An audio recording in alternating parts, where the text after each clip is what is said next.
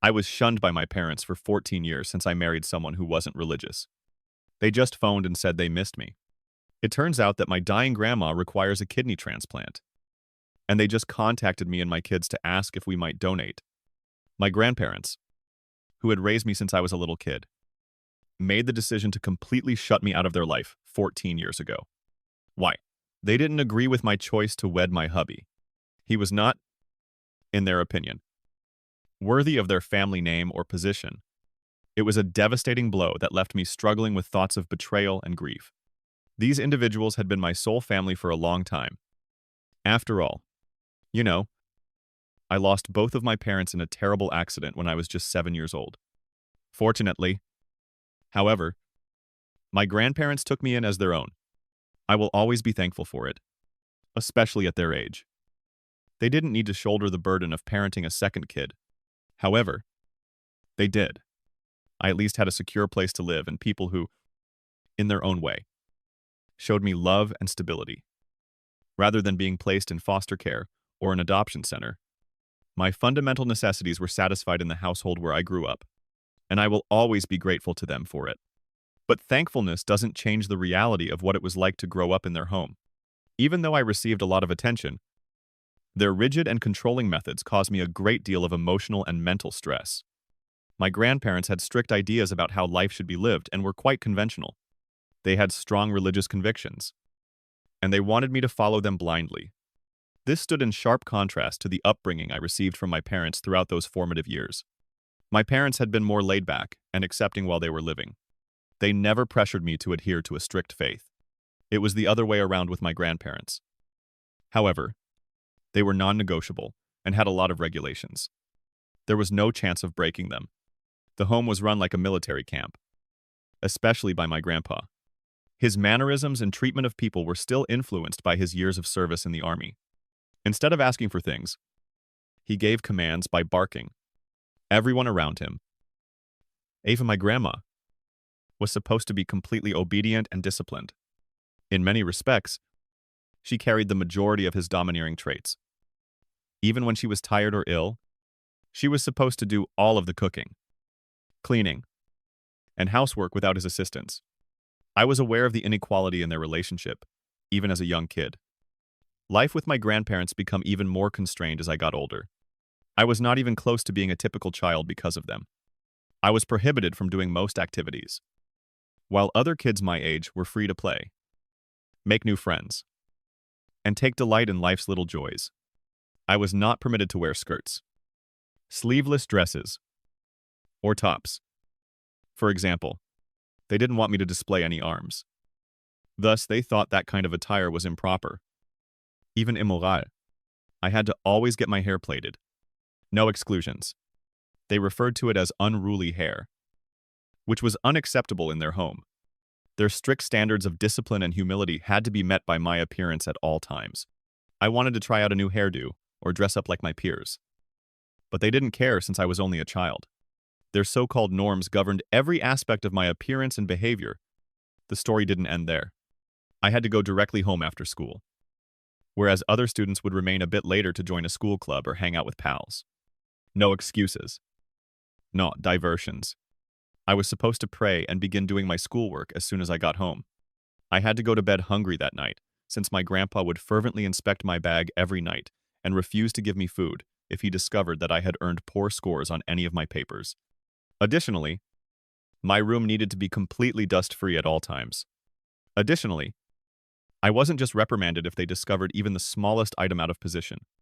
I received 10 spankings on my palms. I vividly remember how it hurt and how I would always weep. But they didn't seem to mind. Additionally, I was not permitted to have friends unless my grandparents gave their consent, and it was almost hard to achieve their approval requirements. As you can surely imagine, I was not allowed to develop a relationship with someone if they didn't like their background, family, or even their tone of speech. My grandpa also held the antiquated view that women had no business learning to drive. As if all of this weren't enough, he didn't just dissuade me from wanting to drive like other people when I became 16. He just forbade it. He believed that motors and women were a horrible combination, and whatever aspirations I may have had to drive were written off as absurd. It's hard to believe how much I've been through in retrospect, but at the moment, I had no option but to accept everything. This was all I knew, and this was my life. I had no one else to turn to and nowhere else to go. My whole existence revolved around their home. I also persuaded myself that their restrictions were typical and that this was the way all families functioned. I didn't start to view things differently until I started college. However, it was a struggle just to go to college. My granddad vehemently opposed it. I didn't need a college degree, he thought. He felt that marrying the son of one of his close friends would be a better use of my time. As if my life were a chess piece that he could move to any location. He had everything planned out. However, I was unable to accept that. I pleaded because I understood deep down that I wanted more for myself. I begged him for allowing me to go to college. It wasn't simple. It took a great deal of arguing before he finally gave in. For the first time in my life, I felt free once I arrived at college and saw how different life might be. To be honest, I was shocked that someone like my husband would even want to speak to me when we first met in college. I didn't know how to relate to people my own age since I had lived my whole life in such a regimented, confining atmosphere. I felt insecure, awkward, and unsociable. I didn't know how to make friends or simply have a conversation without constantly questioning what I was saying. However, he made it simple. He put me at ease right away and gave me the impression that I didn't need to hide who I was. He was able to see through the barriers I had put up around myself. And rather than condemning me, he gently assisted me in tearing them down. We were pals at first. He never hurried me into anything or pushed me. We gradually came to know one another. We fell in love before I even realized it. It wasn't the type of love that makes you fall head over heels in a dramatic movie.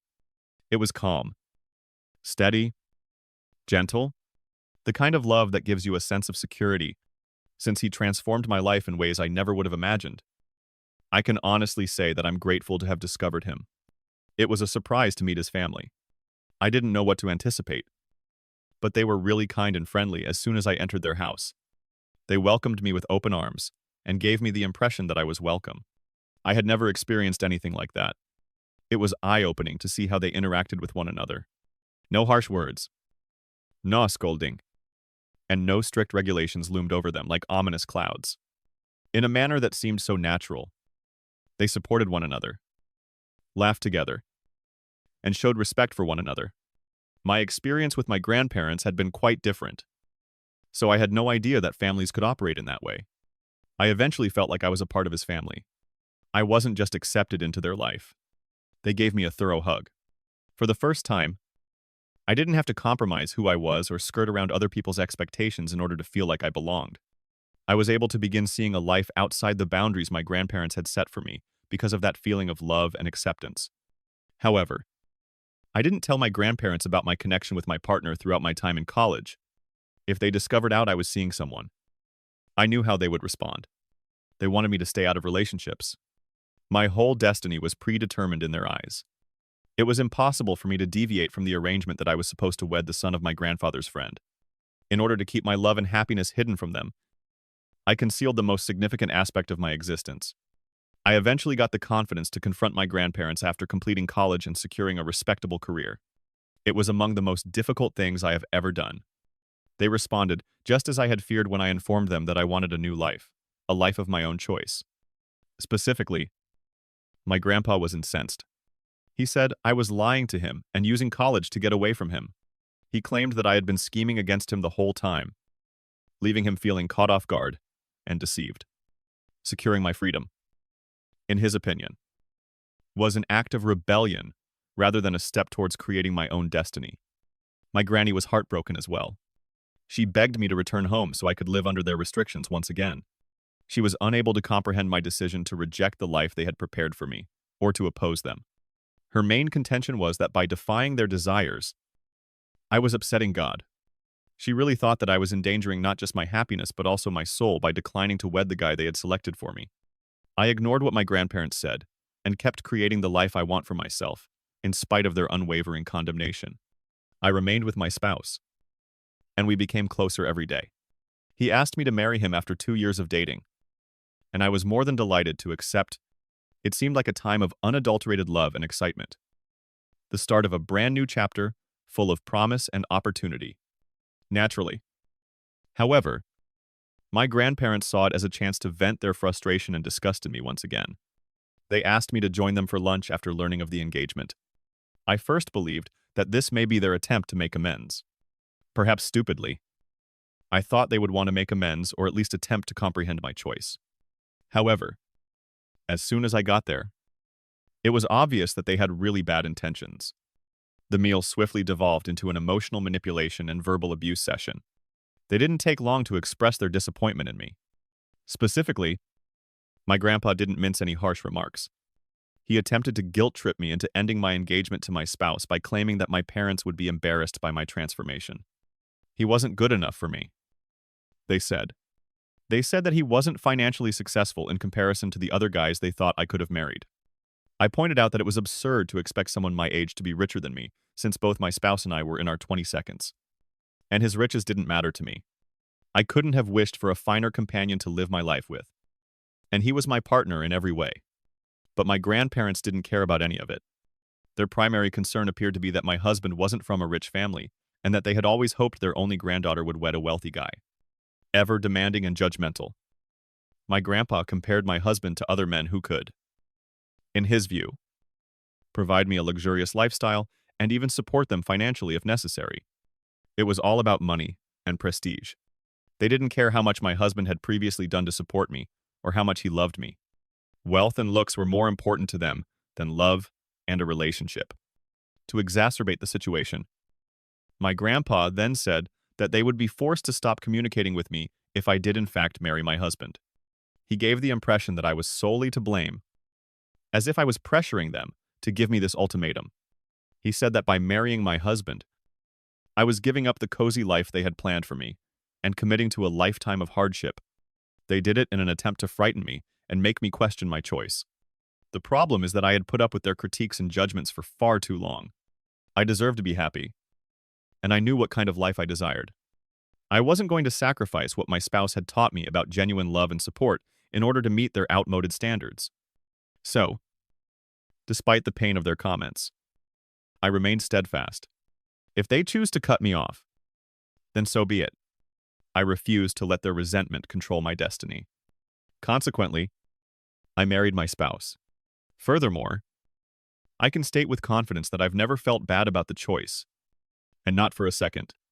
My spouse and I have had our share of difficulties throughout the years, but together, we've survived every adversity. We've always had each other, through good times and bad. And I still wake up every morning thankful for our love. With two amazing children who have filled our lives with so much love and happiness, we are now a family of 4. I often consider how my life would have turned out if I hadn't taken the risk of putting my pleasure ahead of my grandparents' expectations when I look at our little family. My life with my spouse is all I could have ever dreamed of. He has been my best friend, my companion, and my rock. A part of me still longs for the family I lost. Despite all the joy I've discovered, I haven't spoken to my grandparents in 14 years. Over the years, I've tried to get in touch with them in the hopes of making amends. But I've always been greeted with silence. They have decided to ignore me entirely, as like I don't even exist.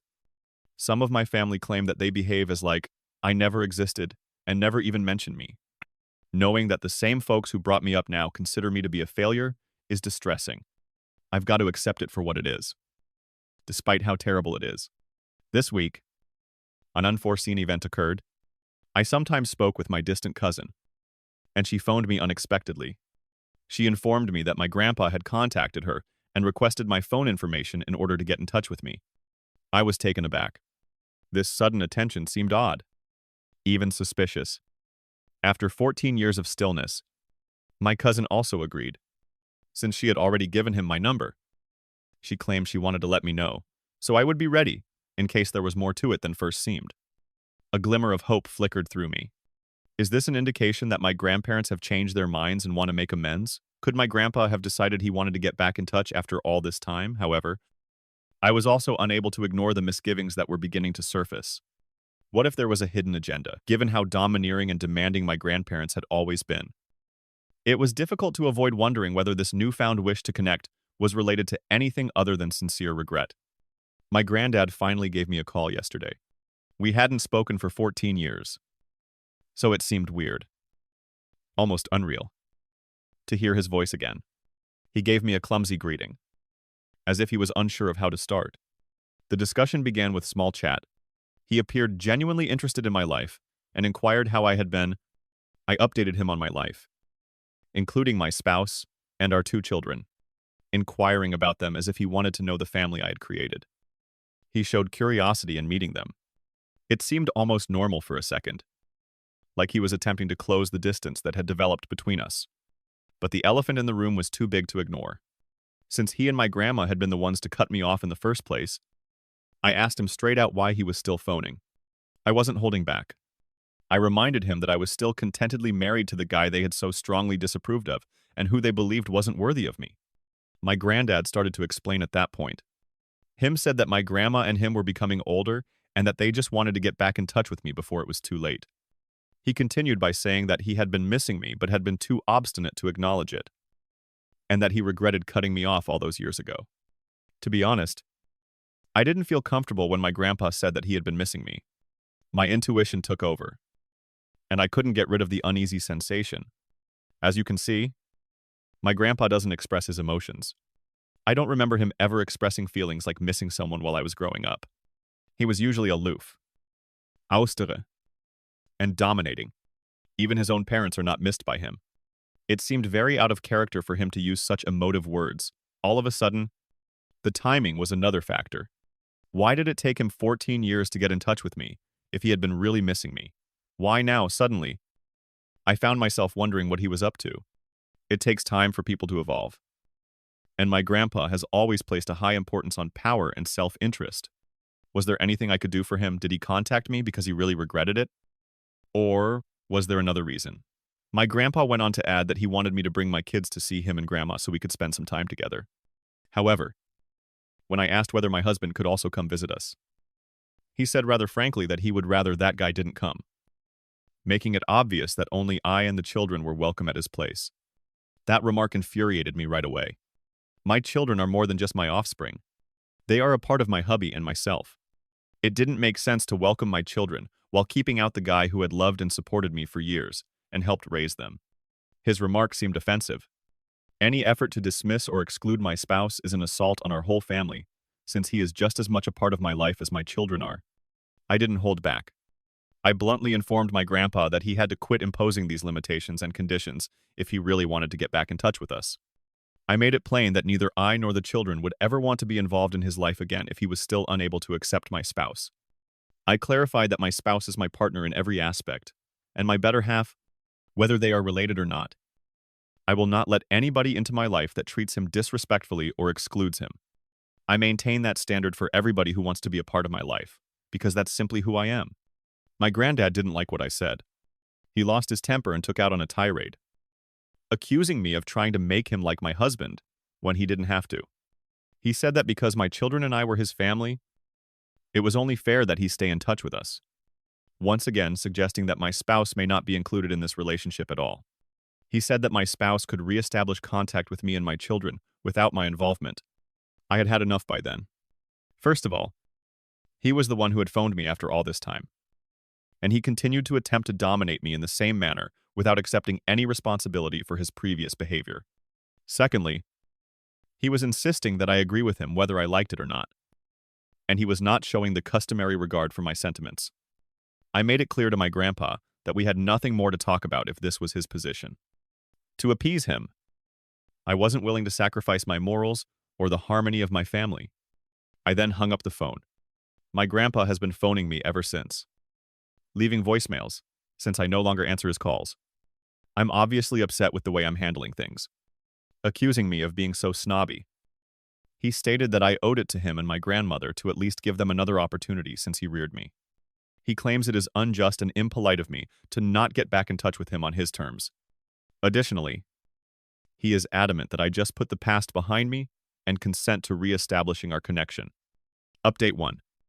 Ida, I want to start by saying thank you to everyone who has confirmed my assumptions. Something about my grandfather's sudden want to get back in touch doesn't seem right. In my opinion, he's a very poisonous guy, and I find it hard to believe that he would suddenly miss me and feel bad about cutting me off after we've been silent for 14 years. More than he's prepared to acknowledge. There's a good chance that something is driving him, and I can't deny that sensation. However, I also want to be fair and accept the remote chance that I could be mistaken. I would be amenable to having my children meet him if he is sincere, really sorry for what he did, and wants to make things right. One item, nevertheless, cannot be negotiated. My grandparents must accept and respect my spouse if they want to interact with my children in any way. It would send the incorrect message to my spouse and my kids if I let my grandparents participate in their lives while keeping my husband out. I won't set an example for kids like that. However, I'll think about making modest moves to mend our connection if my grandparents are somehow prepared to own up to the past and accept my position. This does not imply ignoring the pain they inflicted on me or acting carelessly. It entails establishing limits and only proceeding when it is in my family's and my best interests. The second update. 2 weeks have passed since my previous post, and all I can say is that I was correct to follow my intuition. I just received some unsettling news. My granny has become quite sick. After she was admitted to the hospital, the physicians determined that she had renal failure. She needs a kidney transplant immediately and is receiving dialysis. The reason she and my grandpa have been contacting me is that I am their only grandchild. Thus, my children are also their grandkids. For her kidney transplant, they must determine which of us would be a good fit. My grandmother's illness was brought to my attention by some of my distant cousins who had paid her a visit in the hospital to see how she was doing. They say she seems really ill and weak.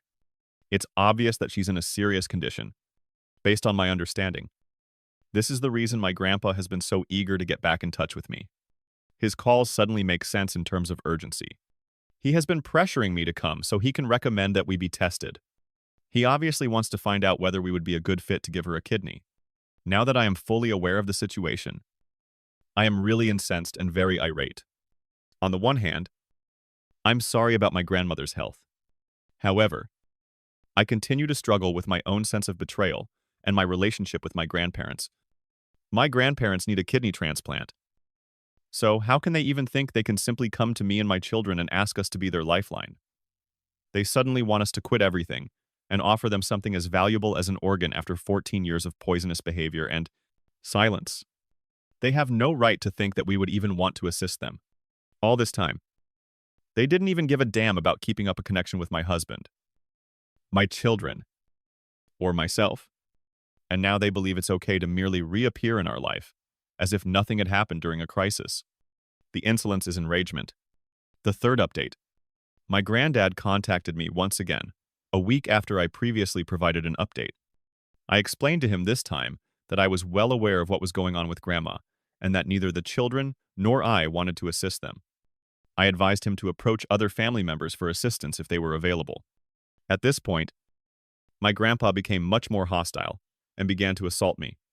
He stated things like, I had committed a crime by marrying a guy who wasn't part of our church, and that I had wrecked my life after marrying my spouse. Those were harsh statements. He was quite clear that he would never have shut me out from his life if I had married someone who shared my beliefs. At this point, everything made sense to me. Even though my husband had never done anything wrong, I had always wondered why my grandpa was so bitter and contemptuous of him and why he couldn't accept my spouse. I was at last aware of the reality. It was all a matter of trust. I became even more enraged with my grandpa after realizing this. I forcefully expressed to him my embarrassment at even having a relative like him. I would never be able to have a guy around my kids or in my life who could be so blinded by his hate for someone because of their beliefs or religion. I informed him that, due to something as ludicrous and disgusting as his intolerance, I would never forgive him for his words or the way he had treated my husband, my kids, and myself. It seemed unbelievable to me that there had always been a part of me that hoped he may change in the future. However, after listening to his obvious stupidity, I realized that there was no going back. My grandpa attempted to alter his mind at this point. Even if I didn't like him, he began to add, I should at least think about assisting my grandmother, who was ill and in need of our care. He made an effort to win my affection by claiming that I owed them since he and his grandmother had reared me after adopting me after the passing of my parents. At this point, I informed him that cohabitating with them was not easy. I had endured years of torture under their roof as payment for my dues. They all chastised me for marrying a guy who did not share their beliefs, even though I complied with all of their regulations.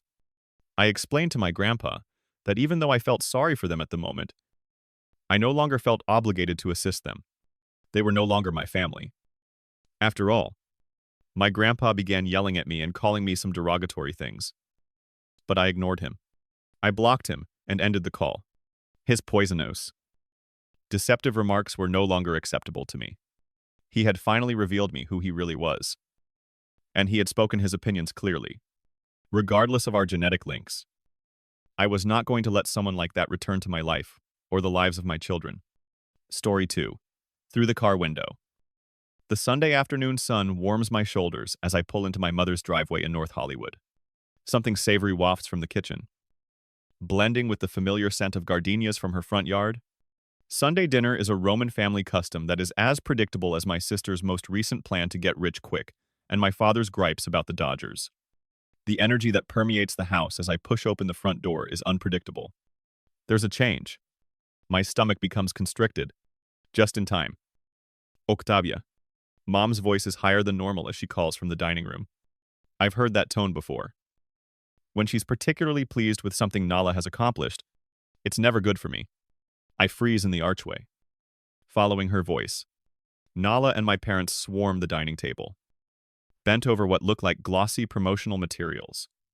Expert flyers dispersed over the mahogany surface. As he studies one, Dad's reading glasses rest on the tip of his nose. Nala's face flushes with excitement as her manicured finger points to something on another. On one of the papers, I then glimpse recognizable text. My credentials and name send a shiver down my spine. Come see what your sister has assembled. I should be impressed. I should be supportive. I should follow the rules. Mom says, gesturing for me to come closer. I advance as though in slow motion. My muscles taut to maintain a neutral expression. Years of experience. Mom's eyes are bright as she proudly hands me a flyer. Isn't it amazing? Examine the tagline. As I read the words, they all hit me like a ton of bricks. Octavia Roman. RDN. Our family's nutrition specialist. Gave her approval. As my credentials, license, and years of education and training are utilized without my knowledge or consent. My fingers tense on the glossy paper. Unable to control herself, Nala hops on her toes. The company prepares meals and delivers nutritious food straight to customers' doors. 20 pre-orders have already been placed by members of my gym. 20 with a hollow voice. I manage to say, I'm going to call it Nala's plan. She goes on, ignoring or failing to notice my response. I've figured out the financial details. When you support it with your knowledge of nutrition, people will pay more. Dad's expression indicates that he is already totally committed to this plan as he looks up from the brochure. Octavia, you're not using that fancy degree anyway. The family might as well benefit from it. The family is always the family. A recollection emerges. While everyone gathered in the living room to celebrate Nala's inclusion on the junior varsity cheer squad, I was 12 years old and studying at the kitchen table, beneath Nala's crayon drawing. My flawless report card was taped to the refrigerator and forgotten. Summa cum laude for graduating from college, because they needed to help Nala get ready for a date. Mom and Dad arrived late and left early. Years of work culminated in my RDN license ceremony.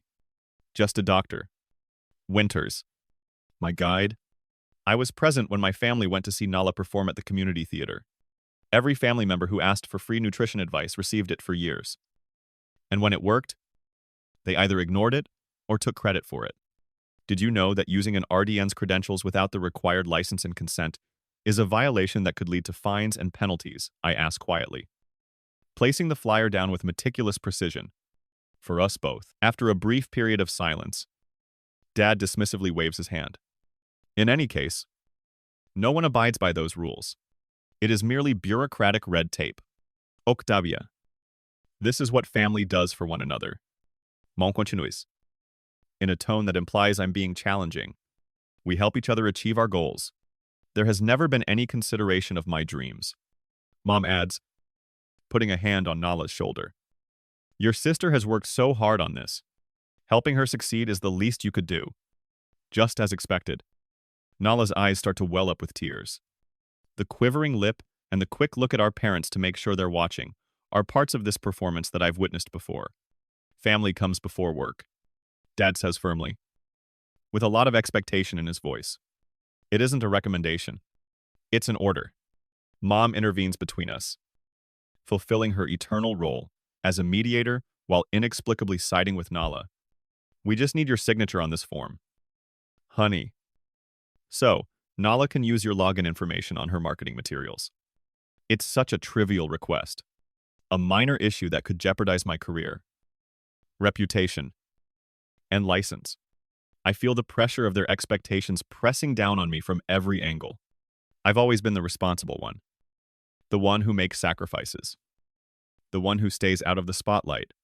Finally, I say, I need time to think about this, knowing that even this slight resistance will be interpreted as treachery. As planned, the sighs of disappointment come right after. Mom whispers, "Don't let your sister down again." As I make my way to the door, and she slaps me again. How many times have I failed, Nala? At what point have I not been encouraging, finally alone in my car? I let my calm exterior crumble, but it's not tears that show up. It's willpower. Tonight, as I pace from the living room to the kitchen and back again, I feel as though my apartment is too small, with walls closing in.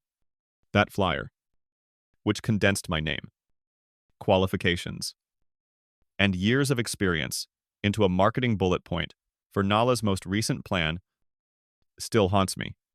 As I type my sister's name into the search bar, the glare of my laptop screen pierces the night. After 3 clicks, there is evidence of nutritionally balanced meals that have been approved by Octavia Roman, RDN, which is worse than I had anticipated. Below, images of food containers arranged in neat rows. The text moves across Nala's Instagram page. Dozens of posts dating back 3 months. Not just one. My stomach knots up. This is already taking place. It is neither new nor a plan. As I scroll down, I see that each post has customer comments underneath it.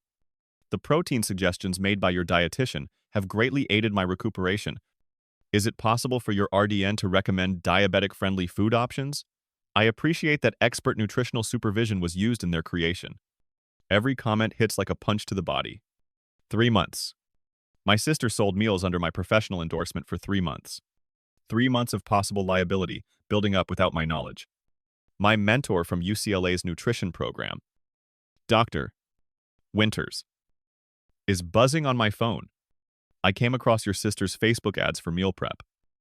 Octavia, tell me that using your RDN license without a valid business arrangement is not the case. As I respond, my throat constricted. I only learned about it today. Her voice is unusually sharp as she says, "This isn't a small matter. Credential misuse is taken seriously by the board. Penalties range from $5, 000 to $10. Ling ling ling. And license suspension is a possibility." Hearing the desperation in my voice, I say, I never consented to any of this. If you tell the board, they won't care. You are responsible for your license. Dr. Winters stops. You have to stop this right away. We end the call, and I look more closely at Nala's online activity. Meal preps cost $14.99 apiece. According to her business page, at least 200 units are moving every 7 days. According to a cursory look through her weekly orders, I reach for a calculator. $0.00 per week. She uses my credentials to make at least $2.00 a week, with ingredients costing about $5 per meal based on her basic recipes. Without being aware, a text message from Marcus, a trainer I work with at the gym, appears on my phone without charging me a dime. The client just inquired as to whether I was aware of your sister's meal service. Claimed that the packaging was emblazoned with your name. What's happening? The LA Health and Wellness Expo Committee sends me an email notification before I can reply. We would love to highlight your knowledge of nutrition at our next event. Octavia Roman. With sickening clarity. The pieces come together. The expo is a significant event for the industry. In addition to using my credentials, Nala is relying on contacts in the industry that she does not possess. Next, I locate the Facebook pages of my parents. Mom's most recent post. I'm so proud of Nala's new meal prep company and her spirit of entrepreneurship, generating employment for the family. Family jobs. It reminds me of Sunday Mom, who mentioned in passing that I ought to offer to help with meal packaging. Dad's post appears after another scroll. A certified registered dietitian in the family created the nutritional plan for my daughter's professional meal prep service. As I shut down the laptop, my hands tremble. I had underestimated the depth of the family conspiracy. It's all of them, not just Nala, constructing a company on my back and expecting me to bear the responsibility, without making a phone call. I pick up my keys and head to Nala's apartment. When she opens the door, her expression of surprise soon turns into defensive annoyance. You had the option to text first, blocking the doorway. She says, you could have inquired before utilizing my RDN credentials.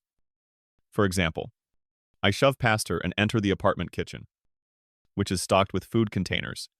Beside them, in tidy stacks, are stickers bearing my name and credentials. I need these taken out right away. I say as I pick up a label sheet, each and every one. Every time I'm mentioned. My qualifications. All RDN approval claims must be completed by tomorrow. Nala crosses her arms and says, you're overreacting. It's merely advertising. It's fraud. I respond, I might lose my license as a result, echoing her father's dismissal. She says, nobody cares about these technicalities. The licensing board is concerned. The health department is concerned. I thrust my phone toward her, bringing up the regulatory guidelines. Penalties range from $5, 000 to $10. Ling ling ling. Plus the possibility of a license suspension. Uncertainty appears on her face for the first time. Your own sister wouldn't be reported. If you take down all references to my qualifications right away, I won't have to. Okay, she says at last, her eyes bursting with tears at the exact moment. The labels will be changed by me, and the posts on social media. Each and every one. Her lips quiver as she nods. I refuse to believe her tears and insist that I see it through to completion. This evening, I see her remove the final Instagram post that mentioned my credentials 3 hours later. She is grumpy and bitter. But for the time being, she is obedient. As I get ready to go, she says, we should talk about terms. The tears were replaced by a calculating gleam. We could arrange something if you would like to be formally involved. I stop at the entrance. The first indication that my professional contribution is valuable is the use of terms, a minor triumph in a conflict I never desired to engage in. After you've obtained the appropriate business permits and health department approvals, I say cautiously, we can talk about it. She has neither. Based on her silence, my phone is lit up with text messages from my parents as I drive home. I disregard them. I have to get ready, because this battle is just getting started. My phone buzzes for the 7th time in an hour, the following morning. Even without looking, I can tell it's Mom. There was a recurring theme in the first 6 texts. Guilt, disappointment, and worry.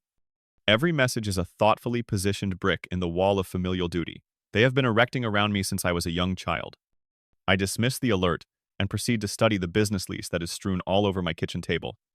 Although the North Hollywood property is more expensive than I had anticipated, it is perfectly situated. Halfway between 3 high-end gyms whose patrons have the extra cash to spend on customized diet plans. Once more, the phone buzzes. Once again, I look down. Asterisk. Your sister's heart is being broken by you. Family supports family. Give me a call. Asterisk. I turn the phone off and go back to the lease. The landlord requests a commitment of 2 years. I've been saving for 5 years. Have a car with 180,000 miles on it. And live in an apartment that is half as big as I could afford. I have enough money for the basic equipment, the first 3 months' rent, and the deposit.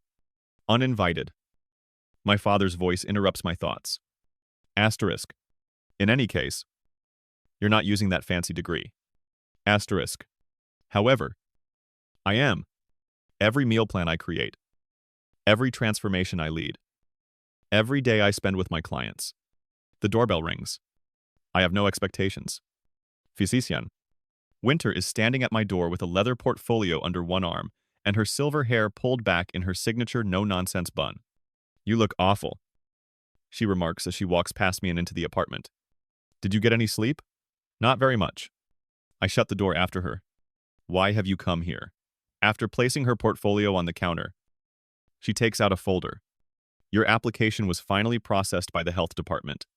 If the facility passes inspection, you are officially allowed to run a meal preparation facility. Another piece of the puzzle comes together as I take the folder in both hands. She examines my face and says, "You're really doing this?" "Yes, I am." "Excellent."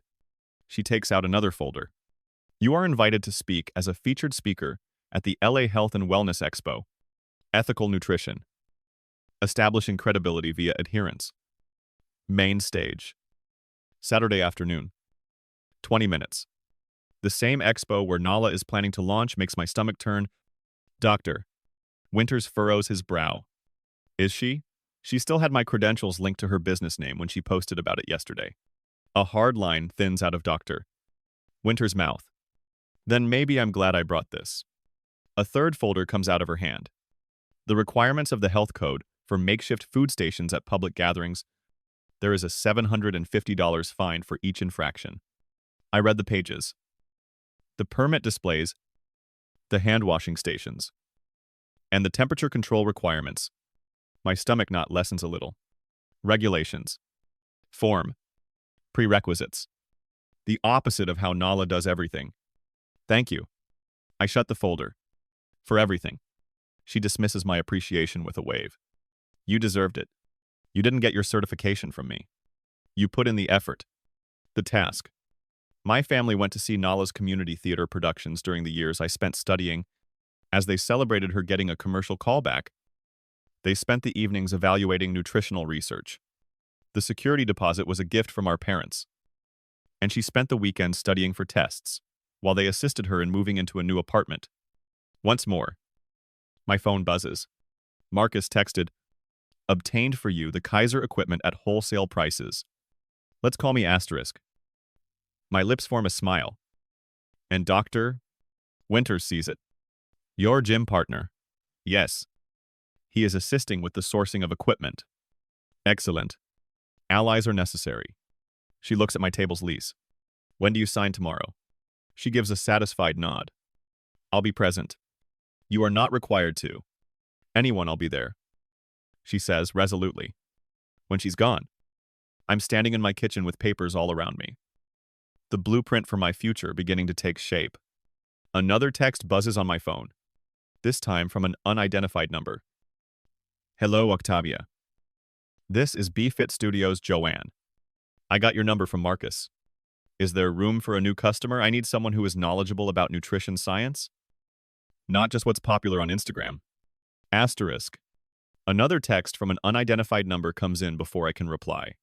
Sam from Marcus's gym is here. Octavia. Could I be added to your waiting list for when you have openings? Heard wonderful things? Asterisk. It feels weird. Almost uneasy. To be validated. Like shoes that fit properly after years of wearing hand-me-downs that were too small. Once more. My doorbell rings.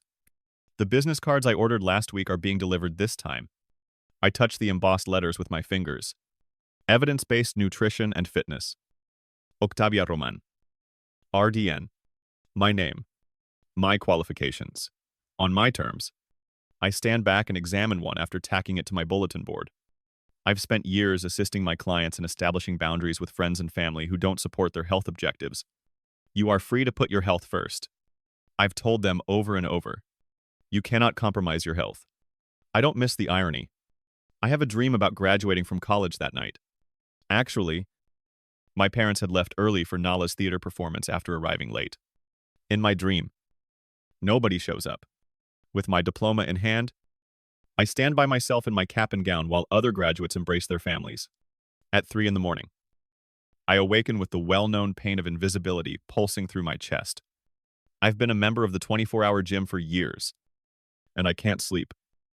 So I dress and drive there. I walk in, and the night manager nods. We understand each other. Neither he nor I anticipate conversation at this hour. I follow my routine in a methodical manner. Every repetition, every set, is a physical meditation. The pain lessens a little with each pound I lift. The sky outside has lightened to a pale gray by the time I'm done. My shirt soaked with sweat. My phone rings on the way home. It's my mom. At 5:30 in the morning. Octavia. Thankfully, both your father and I are extremely anxious. None of our messages have gotten a response from you. Mom. I'm all right. Well, we must discuss Nala's predicament. She is heartbroken by your lack of assistance. All of her marketing materials had to be redone. There is a substantial financial impact. The old guilt threatens to overwhelm my resolve as it rises like floodwater. Closing my eyes, I pull over to the side of the road. I have to leave. Mom, I have a scheduled appointment. At this hour. With whom? With myself. Before she can answer, I hang up. I'm standing in the vacant business building that will serve as my gym later that morning. Dust motes dance in the sunlight that pours through the large front windows. Marcus measures and takes notes as he moves around the perimeter. He claims that the HVAC system is reliable. Plumbing needs to be fixed, particularly in the kitchen, for half the price the building's contractor gave you. I know a man who can complete the task. I mentally add it to my expense spreadsheet and nod. He doesn't look at me and says, "You know she's going to show up at the expo. Your sister, I am aware. With your family supporting her, I am also aware of that." He looks at me and stops measuring. Are you prepared for that? Between us. The question lingers. Am I prepared to publicly assert my right to space, which my family has never voluntarily given me? By standing across from them, I say, yes. And I'm surprised at how certain I sound. I'm prepared. I meet with the small business lawyer, Dr. Winters suggested that afternoon. She looks over my LLC formation paperwork and gives me a nod of approval. As she slides the documents across her desk for my signature, she remarks, "Everything looks in order. You will be formally in business after we file these. Every page is signed by me. And with each pen stroke, me signature gets stronger." Dr. Winters is also present. I pull out my framed RDN certificate that evening while I'm by myself in my apartment. It has been hanging in my bedroom, out of reach of others. For years. It will be on display for everyone to see in my gym tomorrow. An email from the Expo committee confirming my speaking slot and booth location buzzes through my phone. My pulse quickens as I open the map that is attached. Another booth called Nala's Nourish Plan is located directly across from the one I was given. Just like clockwork. My phone rings. The screen flashes Mom's name. After I let it go to voicemail, her voicemail says, "We need to talk about the Expo situation. I believe that your father and I have reached an agreement." I put down the phone and went back to reading the health code regulations for temporary food establishments. As I draw attention to the parts about appropriate temperature control and food handling certifications, en ode, silence descend upon me. I'm not concerned about disappointing my family for the first time in my life. They ought to be concerned about letting me down. The pre-dawn darkness still holds on to the convention center as I pull into the loading zone at the Los Angeles Health and Wellness Expo on Sunday. 3 hours before the doors open, all of the materials for my booth are carefully arranged in containers with labels, following the guidelines in the Expo handbook. Do you need assistance with those? As I remove the first container from my trunk, a staff member comes over. Thank you, I have it. The weight is a tangible reminder of the preparation that has led me here. And it feels good in my arms. The cavernous hall is bustling with early morning activity inside. Workers whirl on tiny electric carts as vendors erect ornate displays. I find my designated spot, B42, and start systematically assembling my booth. Each container unpacks according to schedule, without a wrinkle. My banner featuring Octavia Roman, RDN, Nutrition, and Fitness Solutions unfolds. My permit documentation folder rests pro me, and temperature-monitored sample cases click into place, neatly on the counter for display. 2 hours before opening. At 7:30 a.m., I take a step back to evaluate my work. The professional simplicity of the booth stands in sharp contrast to the gaudy displays all around me. I have thermometers visible, and my samples are properly refrigerated. My RDN credentials and license number are prominently displayed on my business cards, which are neatly stacked next to brochures detailing the meal prep service offered by my new gym. I notice a disturbance across the main aisle. Nala. She gives 2 hired assistants instructions to set up a booth directly across from mine. This placement cannot be accidental. Her display includes pictures of meal preparations arranged in an Instagram-worthy cascade and hot pink banners with Nala's Nourish plan written in glittering letters. No permits visible. No. Temperature. Monitor in sight. Pretending not to notice when our parents arrive. I occupy myself with organizing my presentation materials and carrying extra boxes for Nala's booth. Mom looks at me and gives me a tentative wave. I acknowledge with a nod. But I keep working. A line of fitness experts has formed near my booth colleagues, who received my preview emails regarding the presentation 45 minutes prior to opening. From the coffee station, Marcus, my gym equipment supplier, gives me the thumbs up. Dad's voice behind me. Octavia, I wanted to encourage both of our daughters today. As did your mother. I turned to look at him, maintaining a neutral, business-like expression. That's good. His eyebrows lift slightly at the well-organized display as he looks around my booth. Your sister needs assistance, filling out her permit paperwork. Soon, the inspector will be traveling. She can manage it. I'm sure. I make sure my credentials are visible by adjusting my name badge. He lowers his voice and says, Family helps family. Nala has put a lot of effort into this venture. I have. Too. I steadily look him in the eye. And I've done it legally. Mom shows up at his elbow with a forced smile. We're very proud of both of our girls. Sweetie, you can't help your sister for 5 minutes. Can you? A woman in a gray suit comes up with a clipboard before I can reply. Health Division. My name is Inspector Davis. With which vendor am I corresponding Roman.com? Octavia. RDN. I hold out my hand. Booth B, 42. She checks her list and nods. I'm doing your morning rounds. Let's examine. The inspection is carried out with meticulous accuracy. She reviews my business license, temporary food service permit, temperature logs, and sample storage. She confirms my RDN credentials and takes note of my ServSafe certification. She initials my form and says, It looks like everything is in compliance. Fantastic planning. Ms. Roman, food safety is not taken seriously by everyone. Thank you. It feels better than I thought it would. She goes straight to Nala's booth. I keep myself occupied by welcoming early arrivals. But I can't help but notice how tense the inspection is getting. Inspector Davis identifies several infractions, raising her voice. Nala's face flushes to match her pink banners, and her gestures get more animated. The inspector says firmly, Miss, you cannot serve food samples without proper refrigeration and permits. These temperature readings are significantly higher than what is considered safe. However, Nala, my sister, gestures toward my booth. The equipment and permission for your sister's operation are appropriate. She is interrupted by Inspector Davis, who takes an orange tag from her clipboard. This booth does not adhere to the rules. No food service is allowed. But you are free to stay and spread the word. As soon as the expo doors open to the public, the orange non-compliant sign is put up. Mom hurries over to Nala's side and gives her an arm pat while glancing pityingly at interested onlookers. Dad raises his voice in protest of the inspector's overzealous regulations and harassment of small businesses. I welcome my first guests while keeping my attention on the action across the aisle. Attendees of the expo, please come a statement broadcast on the public address system.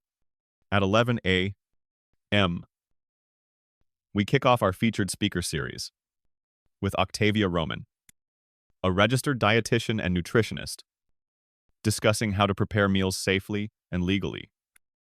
In Seminar Room C, a sustainable nutrition business is being built A new group of people comes to my booth, some of them looking curiously between Nala's orange tag display and my polished setup.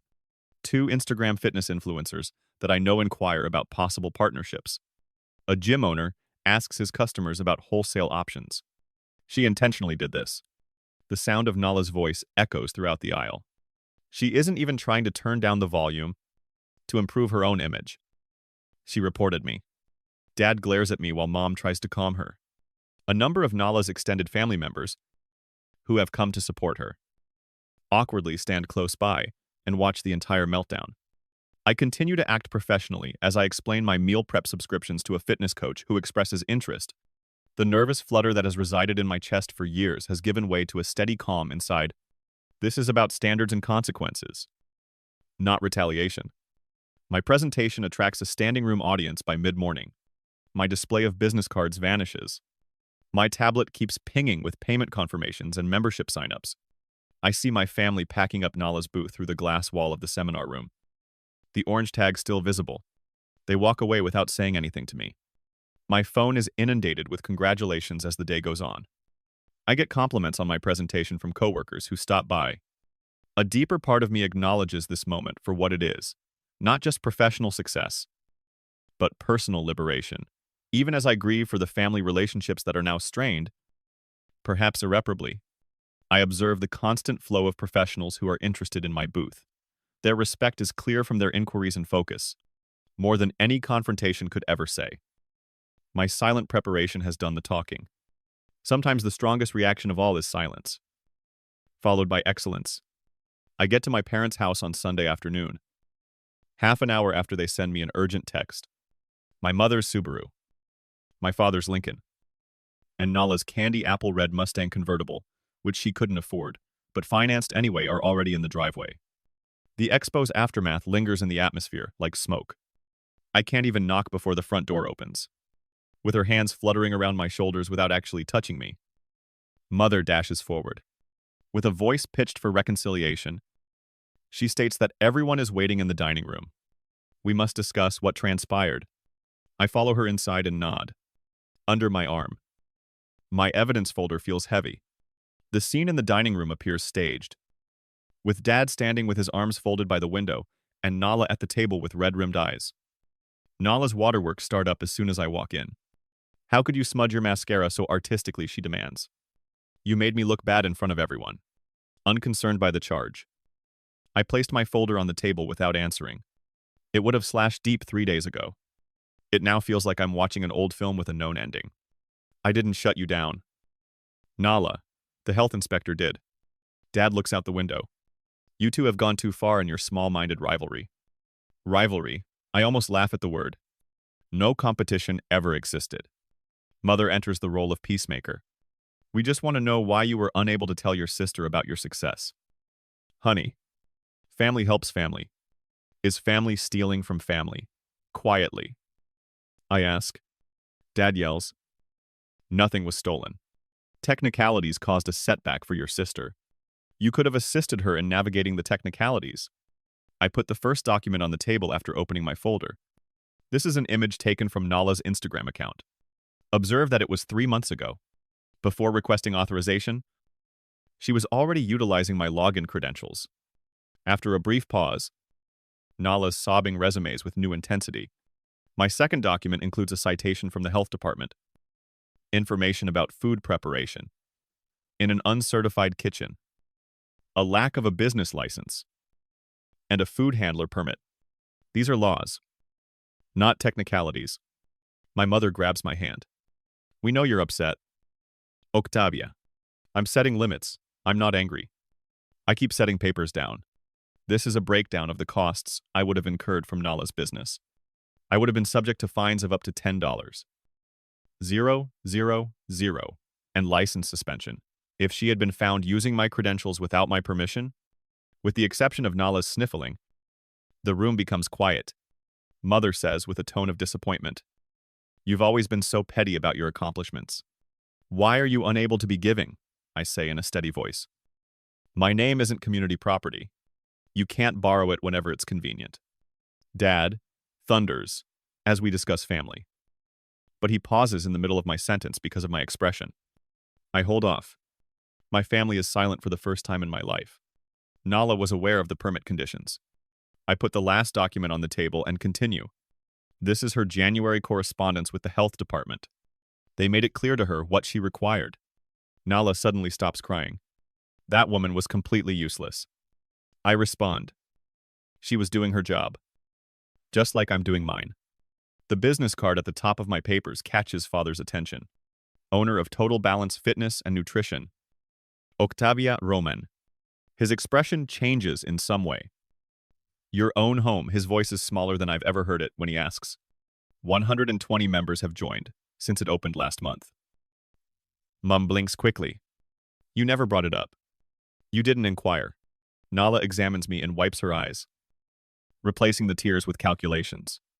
Not as the trustworthy older sister, but as someone she hadn't given a thorough evaluation to. I'm not here to debate things. I say as I collect my papers. To set terms. I'm here. No one is allowed to use my name or credentials. Not even relatives. Not family. In particular, I will report them right away if you try to use them again. Would you harm your own sister in that way? Mom murmurs.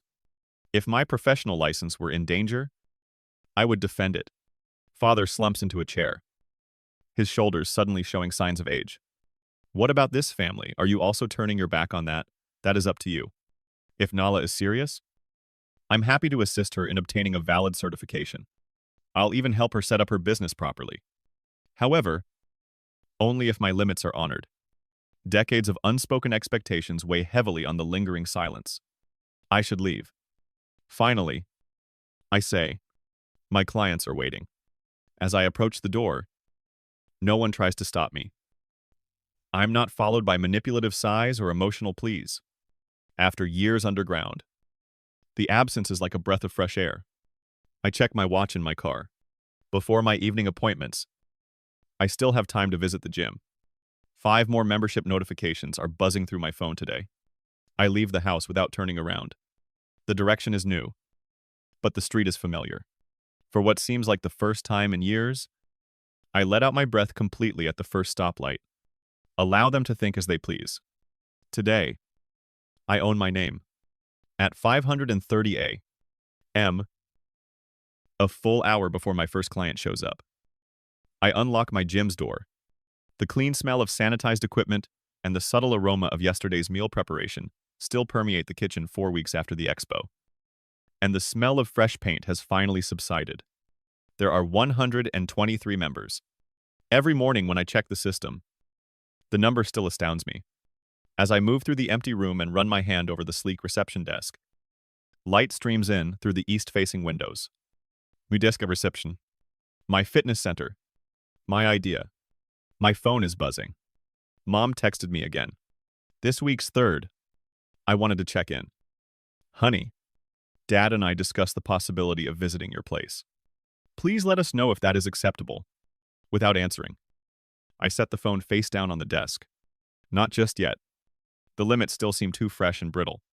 Today, I'm drawn to the wall calendar. It has been precisely 1 month since the opening day. Mark. 1 month of demonstrating what can happen when you don't take shortcuts. Silence for a month speaks louder than any argument ever could.